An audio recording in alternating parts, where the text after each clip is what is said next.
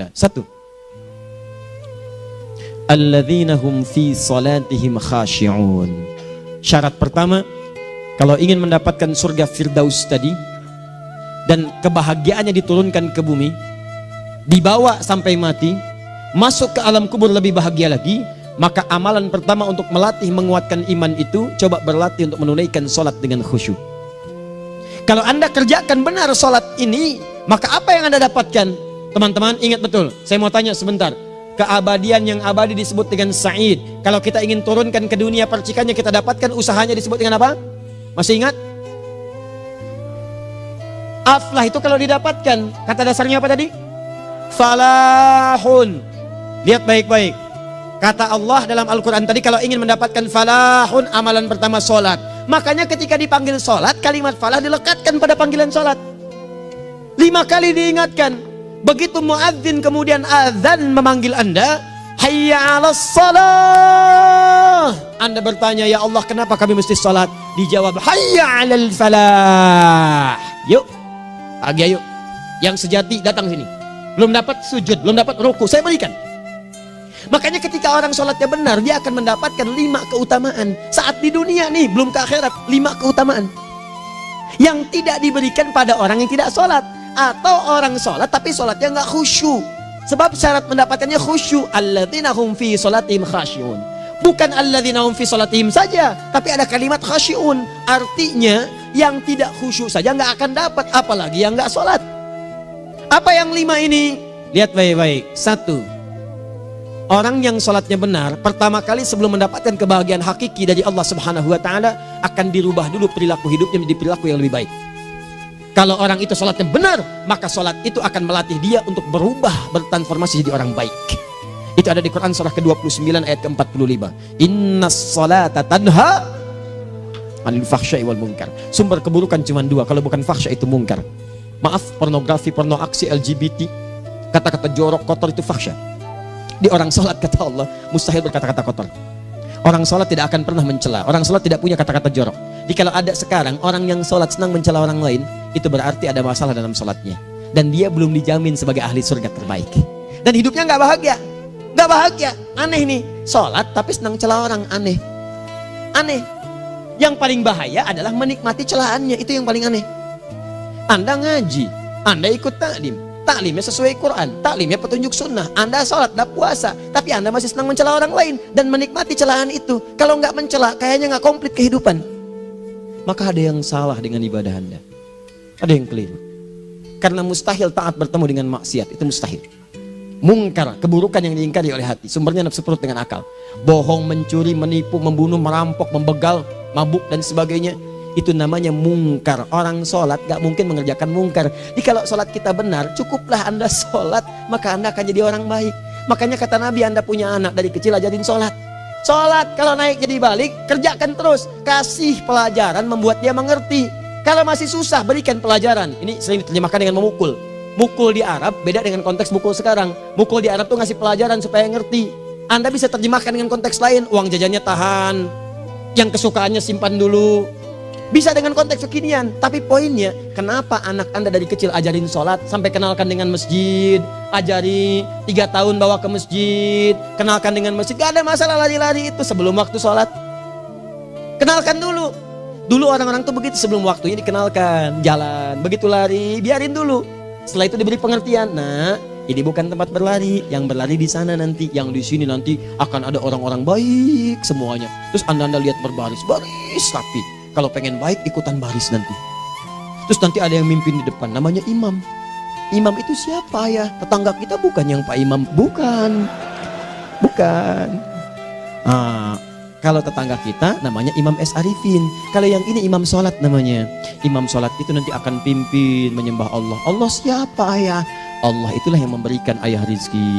Allah itu yang memberikan ayah rizki sehingga bisa beli tobot buat kakak, beli robokar poli, ini yang poli, ini yang embers, ini yang heli, ini dulu kakak semuanya tuh yang kasih Allah. Nanti kalau kakak bagus bisa ikut rapi di sini, Allah akan senang, akan ditambah lagi oleh Allah. Oh begitu ya, datang begitu caranya. Ini bukannya waktu sholat belum dikenalin tadi bawanya main-main di masjid. Bahkan ada yang agak repot lagi, di rumahnya susah diatur, dibilang, kamu ini susah diatur, main sana ke masjid, disuruh main, ya main di masjid. Yang salah bukan anaknya, orang tuanya. Apa rahasianya anak itu disuruh ke masjid, suruh sholat? Rahasianya, begitu anak itu sholat dengan baik, maka dia akan tumbuh jadi anak baik di kemudian hari. Itu maksudnya. Nah, sekarang saya agak bingung ini, pendidikan TK sekarang salah sih? Enggak, cuma saya agak bingung mikirnya. Ini anak belum diajarin sholat, udah diajarin manasik. Itu bagaimana cara berpikirnya Ferguson? Agak repot saya mikirnya tuh. Ya, walaupun salah sih enggak, cuma saya bingung gitu. Kenapa nggak dikerjakan tahap yang pertama dulu? Tangga itu kan berurutan, nggak bisa Anda lompat langsung ke 5. Kan 1, 2 belum terlewati. Jelas ya? Ah, ini gambarannya. Sholat nih. 1 pasti baik. Jadi kalau sekarang sholat, lisan belum baik, mata belum baik, sampai ke kaki, berarti ada yang salah sholatnya tuh. Ada yang nggak tepat. Tangan sembarangan, snack orang ngambil. Awas. Tuh sendal orang, mau wudhu nggak ada sendal, pakai sendal orang. Udah bilang belum? Kehujanan pakai payung orang. Udah bilang belum? Ya kan gampang Ustaz. Ini kan juga mungkin diikhlaskan karena Allah. Ya ikhlas, cuman pakainya belum minjam. Bagaimana kalau sedang pegang payung itu keluar, Anda meninggal? Nah, coba mikirin ke situ. Coba ke kantor. Kalau didorong proyek yang nggak jelas, minta tanda tangan, pikirin dulu bagaimana kalau meninggal. Kemarin saya sama teman-teman artis saya katakan begini, Anda ya, kalau Anda mengaji dengan saya, jangan pernah menerima peran maksiat. Walaupun itu sekedar adegan, tapi itu maksiat. Kalau bayangkan ketika Anda memerankan itu, Anda diwafatkan oleh Allah Subhanahu Wa Taala. Maka demi Allah saya katakan tidak ada faedahnya Anda ngaji sekarang, ngaji besok. Ketika Anda menerima peran itu, Anda wafat dalam keadaan bermaksiat di hadapan Allah Subhanahu Wa Taala. Maka saya pun katakan pada Anda, ayo belajar yang betul. Pahami, bangun sholat, belajar, dalami seperti orang tua kita dulu. Tinggalkan nyontek, budaya yang gak jelas. Rasakan ketika nyontek Anda wafat. Apa yang Anda dapatkan? Di Libya itu kalau nyontek, di Libya ya, saya pernah sekolah di Libya nih. Itu kalau nyontek di Libya aja dulu. Dan rekornya 100% ketahuan. Begitu sudah selesai, cuma jeda 2 jam, langsung ada panggilan. Si Fulan silahkan datang ke kantor. Apa yang disediakan di kantor sudah siap. Anda diberi waktu 2 jam dari sekarang, siapkan beres-beres koper Anda. Di sini tertulis Anda akan pulang. Tiketnya sudah lengkap, dikawal 2 orang. Dituliskan di situ anak ini nyontek gak boleh kembali ke sini. Libya. Gak ada, zero tolerance bagi yang seperti itu. Keluar. Kami gak terima di sini. Harusnya begitu. Gak ada faedahnya. Yang kita butuhkan amalan dari ilmu, bukan nilai-nilai itu sementara. Gak ada. Sudah. Nah ini akhirnya begini kualitasnya nih. Tertulis di ijazahnya bagus, cum laude, IPK-nya 4, tapi gak ada aplikasinya. Yang pintar banyak, kita butuh yang baik, pintar yang baik. Sekarang yang pintar banyak, kepintarannya dipakai untuk nipu orang. Itu yang bahaya. Ahli hukum banyak yang dihukum. Ahli ekonomi tidak bisa mengangkat perekonomian. Apa yang salah? Apa yang salah? Ini yang jadi persoalan. Tapi dasar manusia begitu di sidang mulai pakai peci, pakai baju koko, pakai tasbih, ada yang pakai kerudung. Luar biasa. Nih 2. Orang kalau sholatnya benar, Allah akan berikan ketenangan dalam jiwanya. Tenang hatinya. Jangankan musibah kecil, musibah paling besar pun tenang aja dia. Tenang, dia paham rumusnya. Allahu Akbar. Turun Quran. Surah ke-13 ayat ke-28. Ala bidzikrillahi tatmainnul. Yakinkan pada dirimu zikir kepada Allah membuat hati tenang. Di antara turunan zikir amalannya adalah sholat. Dari mana taunya? Quran surah ke-20 ayat ke-14.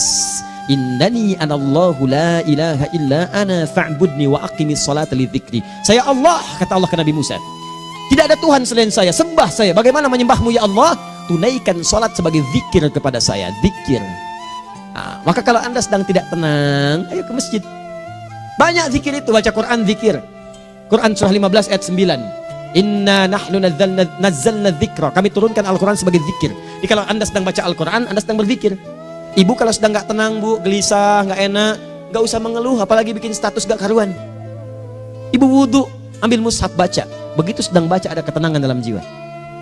Berdoa, zikir. Kalau sedang gak tenang besok ada proyek, doa dulu. Doa itu memberikan ketenangan. Makanya doa disebut dengan zikir. Quran surah ke-7 ayat 205. Wadhkur rabbaka fi nafsika tadarruan wa khifatan wa dunal jahri minal qaul. Ayo berzikir, minta kepada Allah dengan segenap jiwamu, mohon dengan penuh ketawaduan. nanti ketenangan diberikan. Menghafal Quran, baca itu zikir. Quran surah ke-54 ayat 17, 22, 32, 40. Walaqad yassarnal Qur'ana lidzikri fahal mim mudzakir. Menyebut nama Allah, Al-Asmaul Husna itu zikir. Sedang ada persoalan, ya Allah, ya Allah, ya Allah, ya Rahman, ya Rahim, ya Malik, ya Qudus, ya Allah, ya Allah, ya Allah, ya Allah. Zikir. Dalilnya Quran surah kedua ayat 152. Fadhkuruni azkurkum. Sebut namaku, zikir. Apapun akan mengingatmu. Gimana menyebutnya? Ditafsir di Quran surah 17. Ayat keberapa? 110. Qulidullah awid rahman ayyamma tad'u falahul asmaul husna. Sebut nama Allah. Itu menenteramkan pada jiwa. Sedangkan sholat gabungan dari semua zikir tadi. Bukankah dalam sholat Anda baca Al-Quran? Bukankah dalam sholat Anda menghafal Al-Quran? Bukankah dalam sholat Anda berdoa? Bukankah dalam sholat Anda istighfar? Anda mohon digabungkan semua itu. Amalan sholat menggabungkan semua jenis zikir. Masa Anda nggak tenang juga? Makanya sholat, jangankan sholat ya, tempat sholat itu yang menenangkan. Tempat sholat, tempat paling tenang di muka bumi. Kalau nggak percaya silahkan ya, Anda sebelum masuk ke Istiqomah ini, begitu Anda masuk kan perasaannya beda kan? Lain. Silahkan cek, kalau cari ketenangan datang ke masjid. Masuk, wudhu masuk, sholat 2 rakaat, tenang. Dekat kipas angin, saking tenangnya, plak, ngantuk tidur. Beneran. Enak. Makanya saat Ramadan kalau orang pengen cari ketenangan, lihat. Di perusahaan-perusahaan penuh tuh musola, pada tidur. Ya, mengamalkan hadis palsu. Ya, dia musoim ibadah, tidurnya orang puasa ibadah, hadis palsu. Nah, itu teman-teman. Itu gambarannya tiga. Orang yang salatnya khusyuk benar, itu dijamin langsung oleh Allah Subhanahu wa taala akan dimudahkan semua urusan hidupnya termasuk rezekinya. Ini yang saya katakan. Jadi saya katakan tadi, di akhirat ini, di surga, rezeki tinggal ngambil. Anda kalau benar sholatnya, itu langsung dijanjikan oleh Allah. Rezeki itu nggak perlu Anda banyak pikirkan. Ikhtiar sedikit, datang. Bahkan dari sisi yang tidak Anda duga. Apa dalilnya? Quran surah ke-65 ayat 2 dan 3. Ditafsir di Al-Baqarah ayat 2 dan 3. Wa may yattaqillaha yaj'al lahu makhraja. Ada orang yang meningkatkan takwanya kepada Allah, kami mudahkan urusan hidupnya. Setiap persoalannya diberikan jalan keluar, mudah. Solusi. Setiap ada problematika, ada solusi. Wa yarzuqhu min haitsu la yahtasib. Dan kalau dia ingin mendapatkan rezeki, bahkan kami kirimkan dari sisi yang tidak dia duga. Orang lain capek ini datang lagi, tawaran proyek datang lagi. Utsman tuh Masya Allah kayanya banyak, tapi yang paling dirindukan bukan saat mendapatkan peningkatan omsetnya, yaitu saat dia mendapatkan waktu khusus dengan Allah untuk sholat malam hari, sampai-sampainya sempat sholat tahajud sampai khatam Al-Quran. Abdurrahman bin Auf demikian, Tamim Ad-Dari demikian, sholat karena tahu sholat itu meningkatkan rizki. Karena tahu kuncinya ada di situ, Allah yang punya rizki, disebut dengan Razak, pemilik rizki. Maka saya harus punya hubungan dekat dengan Allah. Kalau sudah punya hubungan dekat, mau apa aja gampang. Belum minta, udah diperhatikan. Silahkan cek, Anda punya hubungan baik dengan bos Anda di kantor. Sebelum Anda minta, beliau udah pikirin tuh, telepon bendahara. Dia udah ngambil belum gajinya? Belum Pak, tambahkan bonus sekian. Kenapa? Karena dia mengawasi Anda. Allah maha tahu dibandingkan dengan bos Anda. Mendekat kepada Allah, semua diperhatikan oleh Allah. Siapa orang takwa itu? Kalimat takwa pertama di Al-Quran Al-Baqarah ayat 2, amalannya ayat 3. Dzalikal kitabu la raiba fihi hudal lil. Siapa mutakin itu? Ayat 3-nya.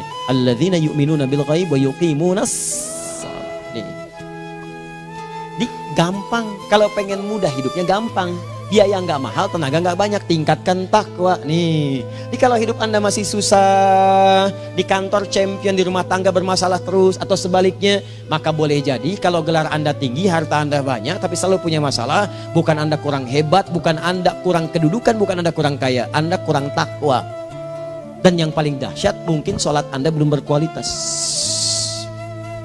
4. Orang yang sholatnya benar, khusyuk dia. Bahkan saat sholat itu kalau dia minta, maka seketika doanya akan dikabulkan. Tanpa diskusi, langsung seketika. Contoh, Quran surah ketiga ayat 38 sampai 39. Demi Allah saya katakan, Nabi Zakaria punya masalah, masalahnya pelik. Sudah berumah tangga, istrinya divonis monopos, maaf bahkan mandul. Gak mungkin punya keturunan. Maka apa yang beliau kerjakan? Secara singkat beliau sholat. Begitu sholat minta kepada Allah. Hunalika da'a Zakaria rabbah. Di mihrab itu beliau bermohon kepada Allah. Bermohonnya sambil sholat. Qala rabbi habli min ladunka dzurriyyatan thayyibah innaka sami'ud du'a. Ya Allah, mereka katakan saya nggak mungkin punya keturunan. Sekarang saya ingin katakan, ya Allah, saya hanya minta darimu saja, saya nggak akan dengarkan mereka. Ya Allah, mohon Engkau maha mendengar, ya Allah. Maha mendengar doa saya. Kalau kepada yang maha mendengar aja nggak mengabulkan, kepada siapa lagi saya mesti minta? Apa yang terjadi? Fanadatul malaikatu wa huwa qa'imun yusolli fil mihrab. turun malaikat mengabarkan, sedangkan beliau masih sholat, belum selesai dalam sholatnya. Sholat khusyuk itu belum selesai sholat aja dikabulkan, doa sudah turun.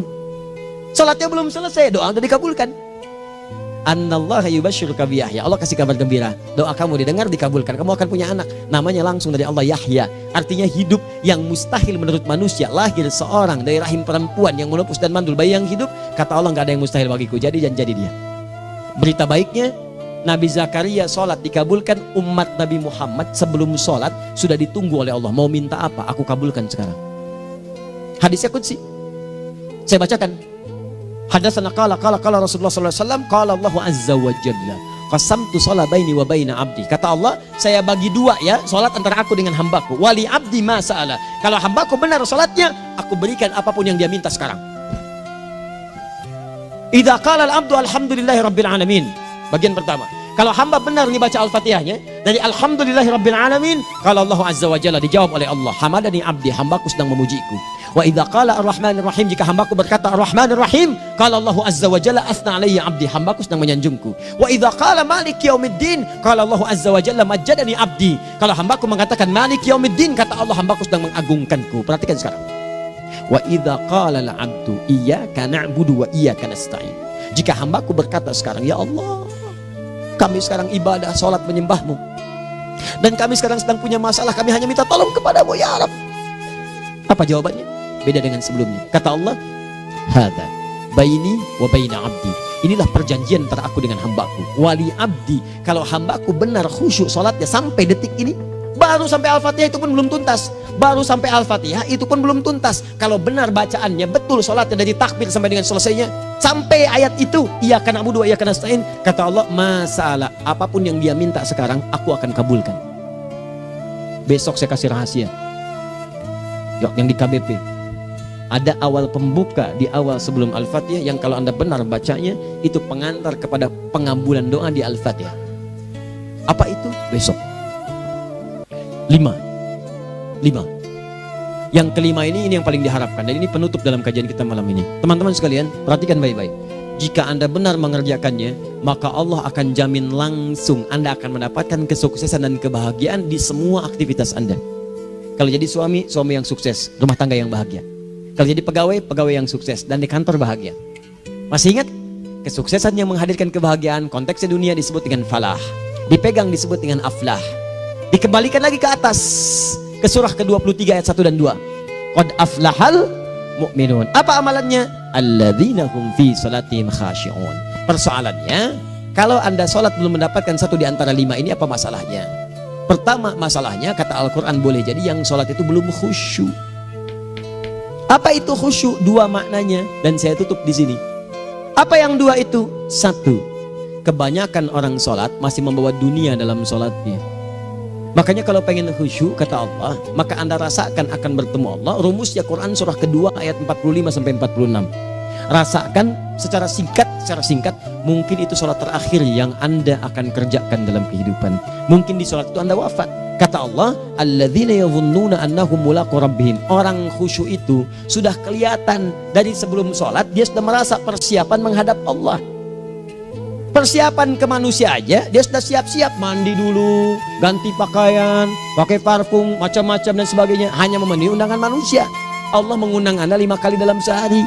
Ya maaf, mengabulkan doa anda, mencukupkan kebutuhan, menyembuhkan kalau sakit, disiapkan anda. Harusnya apa? Penampilan sempurna. Kata Quran, orang khusyuk itu kelihatan sebelum sholat, pakaiannya kelihatan. Quran surah 7 ayat 31, ya bani Adam khudhu zinatakum inda kulli masjid. Hai anak cucu Adam, kalau tiba panggilan dari masjid, kenakan pakaian terbaikmu. Di anak cucu Adam tuh kelihatan. Kalau orang khusyuk begitu adzan kelihatan pakaiannya lain. Pakaiannya indah. Khudhu zinatakum, kenakan pakaian terbaikmu. Dipakai, bertemu Allah. Bertemu manusia aja pakaian bagus-bagus. Ini aneh ya, ada orang salah ibadah aja. Orang salah ibadah pakaiannya bagus-bagus. Lihat nih hari-hari tertentu, besok tuh orang mau ke tempat masing-masing tuh. Ada yang pakai jas, pakai dasi, pakai batik, pakai kebaya. Anaknya dibawa, dikuncir 2, bawa manisan macam-macam. Mau salah ibadah aja, tampilan bagus. Masa antum yang benar ibadahnya nggak bagus? Bedakan. Pakaian futsal, pakaian sholat ganti dengan yang sholat. Ini gimana pakaian sholat pakai pakaian futsal? Depannya gambar Messi, belakang Ronaldo. Ah, repot. Malaikatnya juga bilang, kamu salah baju, harusnya Luka Modric.